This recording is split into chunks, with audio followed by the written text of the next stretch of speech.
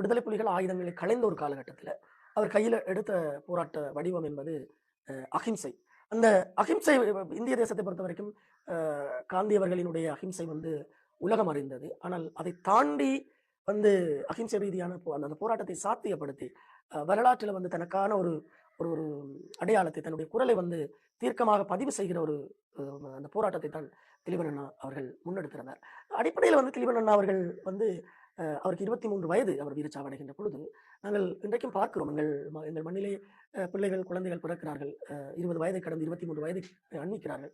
ஆனால் அந்த 23 வயதில வந்து அவர்களால வந்து சிலவேளை தங்களுடைய பணிகளை, கடமைகளை, தேவைகளையே வந்து செய்ய முடியாதவர்களாக, இந்த உலகத்தை பற்றிய புரிதல் இல்லாதவர்களாக, வாழ்க்கையை பற்றிய புரிதல் இல்லாதவர்களாக இருக்கிறார்கள். ஆனால் 23 வயதுடைய ஒரு இளைஞன் வந்து இந்த தியாகத்தினுடைய ஒரு முடிவை வந்து அவர் எடுக்கிறார் என்பது உண்மையிலே வந்து அந்த வயதை மீறிய ஆளுமை என்பது தெளிவா